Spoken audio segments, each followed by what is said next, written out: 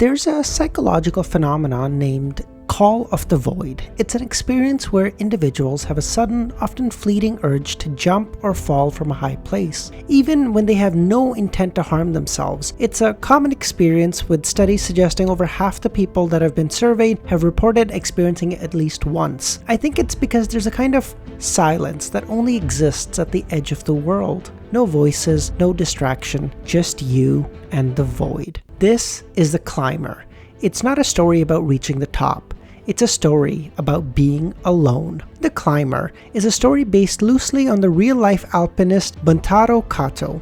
It follows the story of Mori Buntarou, a quiet and isolated student who discovers an obsession, no, a calling, in the world of free solo mountain climbing. But this isn't your typical underdog story. There's no rivals, no tournaments, no crowds.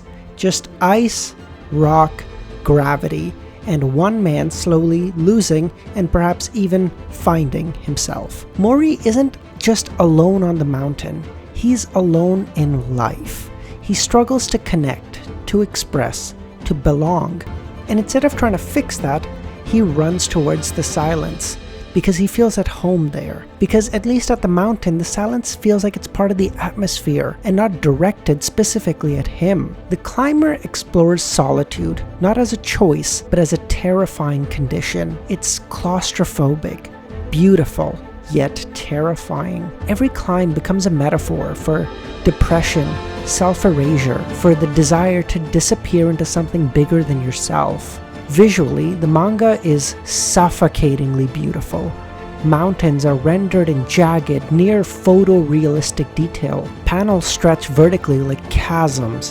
When Mori climbs, you feel the weight, the wind, the cold, the silence, the cracking on his lips. You feel like you're there with him, feeling everything that he feels.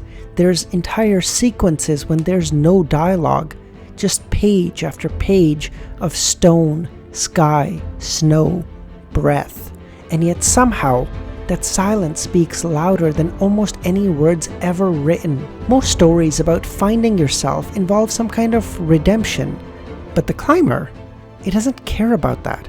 This isn't a hero's journey. Mori isn't a hero. He isn't chasing victory. He is just chasing isolation. He's pushing himself to the limits and even beyond, even when there's no one watching. Even when he's literally the last person on the mountain, and if he falls, there's no one to catch him. He's not doing this for admiration, for applause, for anything. He's doing it for him, because The Climber isn't about conquering nature.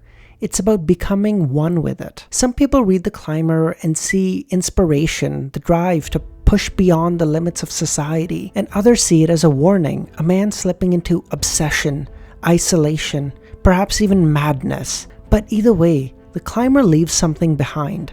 A valuable question. What's waiting for you at the summit if there's no one there to see you arrive? The quote that this really reminds me personally of is, there's a really great quote that says, "Do not climb mountains for the world to see you, but to see the world." And that's what I believe Mori was doing. Mori was doing it for him. He didn't care about the articles written about him. He didn't care about what people thought of him. None of it mattered. He did it because it was something he wanted to prove to him. But there's the obvious question of maybe he took it too far. If The Climber left a mark on you, or if solitude is something you've wrestled with, let's talk about it. This story doesn't give answers, just echoes, just a silence you yell into, reaching nothing but the void.